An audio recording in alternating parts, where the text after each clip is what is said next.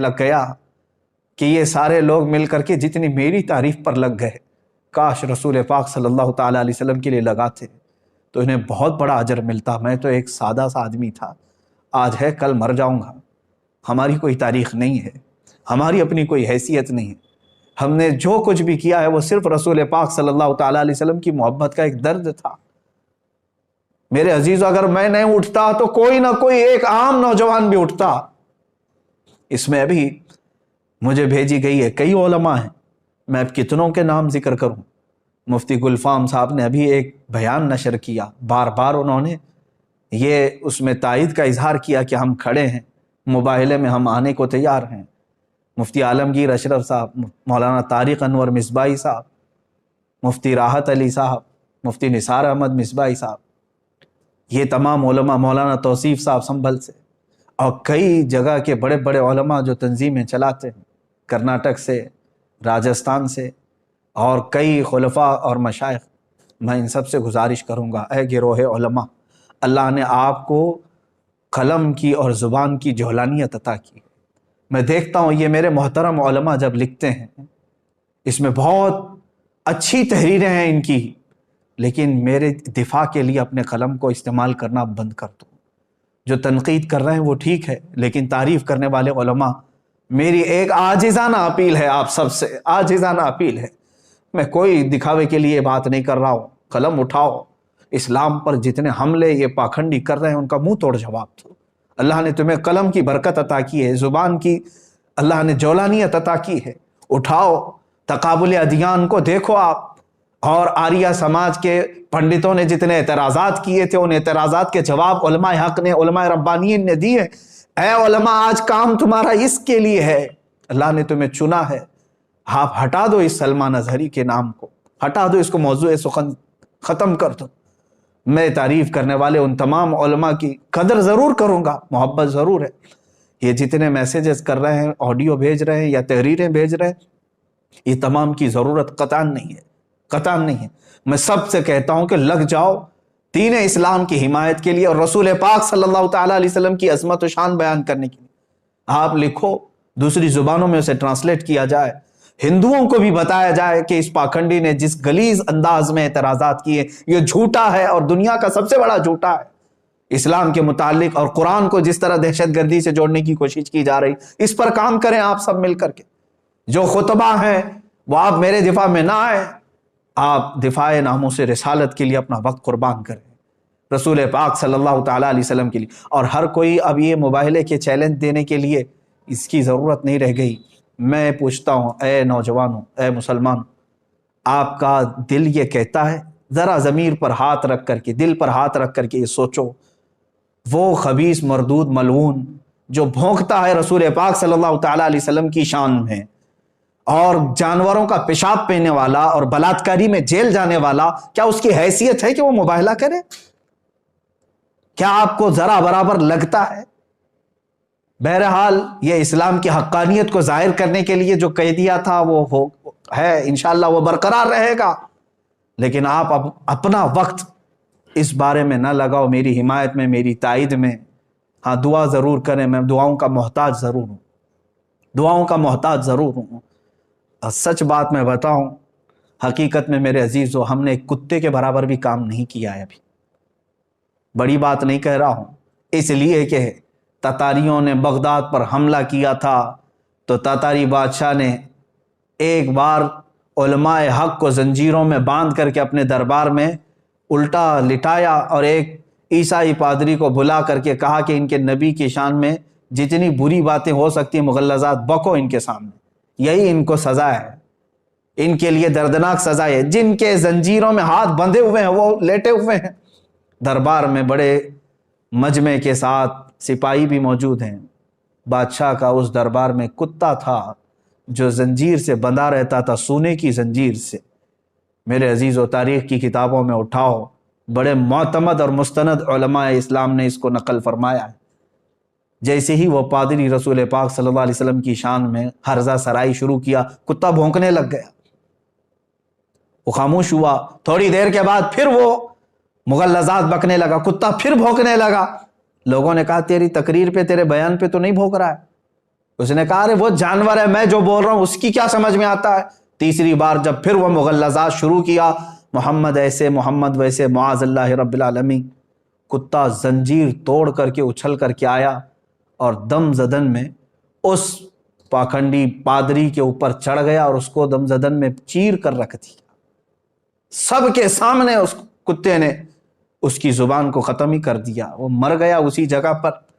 اس واقعے کو نقل کیا ہے معتمد علماء اسلام نے، اور اس کی اس بات کو دیکھ کر کے پورے مجمع میں ایسی ہیبت طاری ہو گئی، ایسی ہیبت طاری ہو گئی کہ ایک جانور ہے اور وہ گستاخی کو نہیں سنبھال سکتا، سن نہیں سکتا، برداشت نہیں کر سکتا، اور پھر ایسا حملہ کیا۔ اس مجمع کے بعد کئی لوگ دائرہ اسلام میں بھی داخل ہوئے، جو کفر و شرک کی دھرتی میں موجود تھے وہ دائرہ اسلام میں آئے۔ اسی لیے میں نے کہا کہ اس کتے کے برابر بھی کام نہیں کیا۔ میرے عزیزو، آپ سب سے میں یہی کہوں گا کہ آپ تمامی حضرات اپنے اس قیمتی وقت کو میرے دفاع میں، تائید میں، حمایت میں نہ صرف کریں۔ جو رسول پاک صلی اللہ تعالیٰ علیہ وسلم سے تھوڑی سی بھی محبت رکھتا ہے، میں ہر سنی نوجوان سے آج کہوں گا، اگر تمہیں آج کا یہ مباہلے کا چیلنج ہاٹ ٹاپک لگتا ہے، ہاٹ ایشو لگتا ہے، اور دیکھنا چاہتے ہو کہ اب کیا ہوگا، کل کیا ہوگا، انشاءاللہ العزیز 17 رمضان المبارک کو حق واضح ہو ہی جائے گا، لیکن اس سے قبل میں ہر سنی جوان سے کہوں گا کہ آ جاؤ، مصطفیٰ کریم صلی اللہ تعالیٰ علیہ وسلم کے قدموں میں تمہاری عزت ہے۔ تم نے پوری زندگی بھر نہ جانے کتنے غلامیوں کے پٹے اپنے گلے میں ڈال رکھے ہیں، تم اپنے گلوں سے ان زنجیروں کو توڑ کر کے آ نہیں پا رہے ہو۔ کتا تو سونے کی زنجیر بھی توڑ کر کے آ گیا تھا، اب ہمارے پاس جو غلامی کی زنجیریں ہیں وہ فیشن پرستی کی زنجیریں ہیں، مصلحت پسندی کی زنجیریں ہیں، گناہوں کی لت جو پڑی ہے یہ زنجیریں ہیں، بزدلانہ زنجیریں تمہارے گلوں میں پڑی ہوئی ہے، توڑ کر کے آ جاؤ۔ کون کہتا ہے کہ رسول پاک صلی اللہ تعالیٰ علیہ وسلم کا چہرہ خراب تھا؟ تمہیں یقین نہیں ہے؟ دنیا کا سارا حسن و جمال میرے رب ذوالجلال نے میرے مصطفیٰ کو عطا کیا تھا۔ اس حسین رسول پاک صلی اللہ تعالیٰ علیہ وسلم کے تم پیروکار ہو، تو پھر کیوں اس رسول پاک کے اخلاق کو اپنانے سے تم ہچکچاتے ہو؟ کیوں ڈرتے ہو؟ ہزار تانوں کو چھوڑ دو، لوگ کیا کہتے ہیں، تم یہ دیکھو کہ میرے آقا کل قیامت کے دن مجھے کیا کہیں گے، میرا چہرہ دیکھنے کے بعد حضور صلی اللہ تعالیٰ علیہ وسلم کیا کہیں گے۔ میں نے چہرہ یہودیوں کا بنایا، میں نے چہرہ کفار و حنود کا بنایا، اور بات کرتا ہوں رسول پاک صلی اللہ علیہ وسلم کی۔ اے مسلمانوں، میں آپ تمام سے یہی گزارش کروں گا کہ حضور پاک صلی اللہ تعالیٰ علیہ وسلم کی طرف آ جاؤ، اٹھو، وہ گر نہ حشر نہ ہوگا پھر کبھی، دوڑو کہ زمانہ چال اپنی چل گیا۔ اور آج میں اسی بات پر آپ سب کو یہ میسج ضرور دینا چاہوں گا، کیوں نام محمد پر مر نہ جائیں ہم عزت سے، یوں بھی تو ہمیں دنیا سے ایک دن تو جانا ہے، یوں بھی تو کسی دن ہم کو دنیا سے تو جانا ہے۔ رسول پاک صلی اللہ تعالیٰ علیہ وسلم کے ہو کر کے جائیں گے تو قیامت کے دن سر بلند رہو گے، سرخرو رہو گے۔ اس لیے کہ میرے عزیزو، ہمارا یہ قان ہے، ہمارا یقین ہے، ہمارا یہ بھروسہ ہے کہ ہماری قبر میں بھی رسول پاک صلی اللہ علیہ وسلم تشریف لائیں گے۔ قیامت کے دن انہی کی شفاعت اور سفارش ہمارے لیے کام آئے گی، تو دنیا میں ان کے ہو جاؤ اور انہی کی طرف لو لگا لو، اور اپنا جینا مرنا رسول پاک کے لیے کر دو۔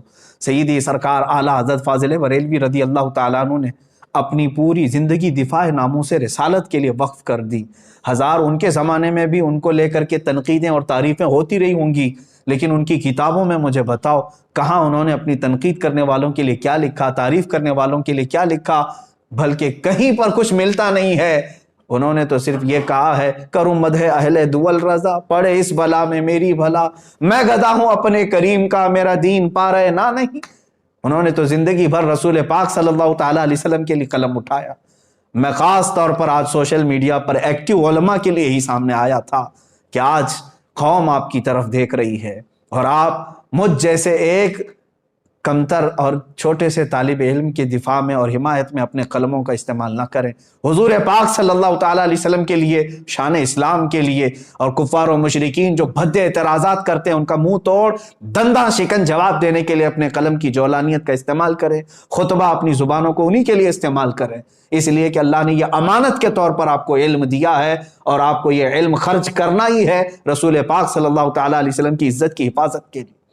اور آخر میں یہی کہوں گا، جس کو اعلیٰ حضرت رضی اللہ تعالیٰ عنہ نے بطور میسج ہمیں دیا ہے، انہیں جانا انہیں مانا، نہ رکھا غیر سے کام، للہ الحمد میں دنیا سے مسلمان گیا۔ اے میرے عزیزو، آج میں نے یہ جو کچھ بھی باتیں کہیں اسی لیے کہ میں بے چین ضرور ہوں، لیکن دنیاوی حالات اور پریشانیوں کو لے کر کے نہیں، کہ میرے اوپر کیا دباؤ بن رہا ہے اس کو لے کر کے میں ہرگز پریشان نہیں ہوں، بلکہ ابھی میں آپ کو بتاؤں، آپ سب حضرات جانتے ہوں گے رمضان المبارک آ چکا ہے۔ کل ہی میرے پاس ایک نوجوان بچہ آیا، انجینئر بھی ہے، بیٹھے تھوڑی دیر بات کرنے کے بعد بتایا اس نے کہ پچھلے 1.5 مہینے سے وہ کھانے کو، گوشت کو ہاتھ تک نہیں لگایا، صرف اس لیے کہ جس جگہ رسول پاک صلی اللہ تعالیٰ علیہ وسلم کو گالیاں دی جا رہی ہوں اور میں نرم نرم غذائیں کھاؤں۔ اس نوجوان کی اس بات کے بعد کیا ہمارا دل کھول نہیں جاتا؟ ہم بھی تو آج سارے لوگ مستیوں میں ہیں، ہمارے پاس جو کچھ بھی دیا ہوا ہے وہ رسول پاک کے نام کا ہے۔ علماء آپ سب کو معلوم ہے، مشائخ آپ سب کو معلوم ہے، ہم آج تک رسول پاک کے نام پر ہی کھا رہے ہیں، حضور پاک صلی اللہ تعالیٰ علیہ وسلم کا نام لیتے ہیں اور کھاتے ہیں۔ لیکن آج تک میری اتنی عمر میں میرے باپ کو، میری ماں کو یا میرے بھائیوں کو ایسی گالیاں تو میں نے اب تک نہیں سنی جس طرح کی گالیاں اس خبیث ملعون نے میرے نبی کو دی۔ تم بتاؤ، تم اپنی زندگیوں میں نوجوان ہو، تمہیں ایسی گالیاں کس نے دی تھی آج تک؟ تم بتاؤ، تمہاری داڑھیوں کو دیکھ کر کے لوگ گالیاں نہیں دیتے، آج تم سر پہ ٹوپی رکھتے ہو تو تمہیں لوگ گالیاں نہیں دیتے۔ تمہاری ماں کو اور تمہارے باپ کو کس نے اس قدر گالیاں دی تھی؟ تمہیں کبھی کسی نے دلال کہا عورتوں کا؟ لیکن دنیا کے سب سے پاکیزہ انسان کو جس نے اس طرح کے الفاظ استعمال کیے، آپ بتاؤ اب اس کے بعد اگر ہمارے جذبات بے قابو نہ ہو تو اور کیا ہو؟ ہم نے اپنے گھر والوں کے لیے کبھی اس طرح کی گالیاں نہیں سنی۔ اب میں اپنے اس گفتگو کو ڈائیورٹ کرتے ہوئے کہتا ہوں، ان ہندوؤں سے بھی، ان پاکھنڈیوں سے بھی، اگر تم نے طے کر ہی لیا ہے کہ مسلمانوں کو ٹھیس پہنچانا ہے تو لے لو ہم سب کی زندگیوں کو اور آج ہی سے کوسنا شروع کرو، ہمیں جتنی گالیاں دیتے ہو دے لو۔ ایک بار میرے مصطفیٰ صلی اللہ تعالیٰ علیہ وسلم کی طرف انگلی اٹھانا چھوڑ دو، اس قرآن عظیم کو بولنا چھوڑ دو۔ ہماری زندگیاں موجود ہیں میرے عزیزو۔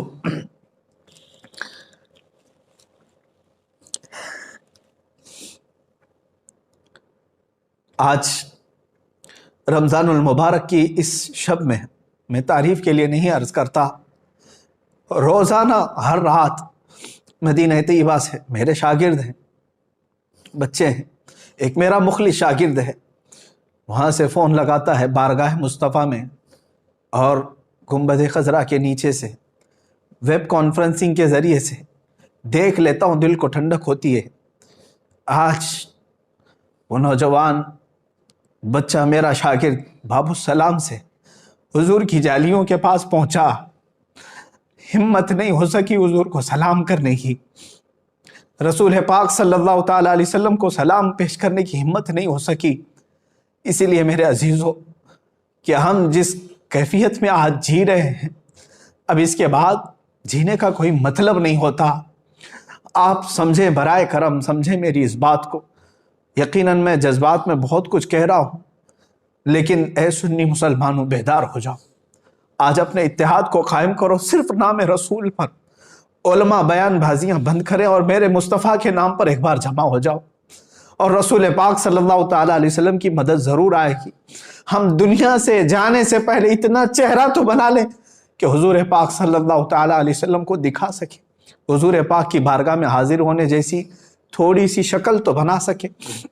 اس لیے اب اس کے بعد مجھے کچھ فرق نہیں پڑتا کہ مجھے حکام وقت قید کرے یا سولی پر چڑھائے یا ختم کر دیں، اس لیے کہ ہم جیسوں کے ساتھ اب ہونا یہی چاہیے تھا کہ جو رسول پاک صلی اللہ تعالیٰ علیہ وسلم کو گندی گالیاں سن کر کے مزے سے کھاتے پیتے اور سوتے ہیں، عذاب آ جانا چاہیے تھا۔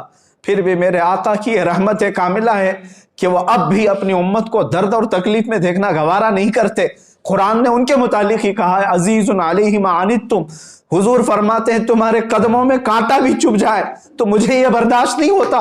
رسول پاک صلی اللہ تعالیٰ علیہ وسلم کو ہمارے قدموں میں چبھنے والا کانٹا گوارا نہیں، اور ہم آج اپنے کانوں سے حضور کے لیے گندی گالیاں سن کر گوارا کیسے کر سکتے؟ بس میں کہنے کی طاقت میں نہیں ہوں، اخیر میں اتنا کہوں گا عذراً یا رسول اللہ، اے اللہ کے نبی ہم نکموں کو معاف فرمائیں، بد ہیں تو آپ کے، بھلے ہیں تو آپ کے، ٹکڑوں پہ پلے یہی کہ رخ کدھر کریں۔ یا رسول اللہ آپ ہی کی تو شان ہے، گندے نکمے کمی، مہنگے ہیں کوڑی کے تین، کون ہمیں پالتا، تم پہ کروڑوں درود کر کے تمہارے گناہ مانگے تمہاری پناہ، تم کہو دامن میں آ تم پہ کروڑوں درود۔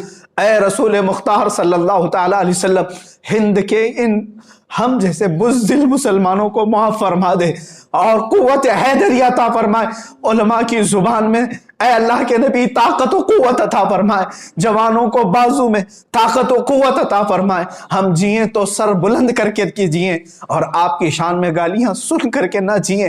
اے رسول پاک مدد کی بھیک ہے، مدد کی بھیک، اے خاصان رسول وقت مدد ہے، امت پہ تیرے وقت عجب آ کے پڑا ہے۔ وآخر دعوانا الحمدللہ رب العالمین۔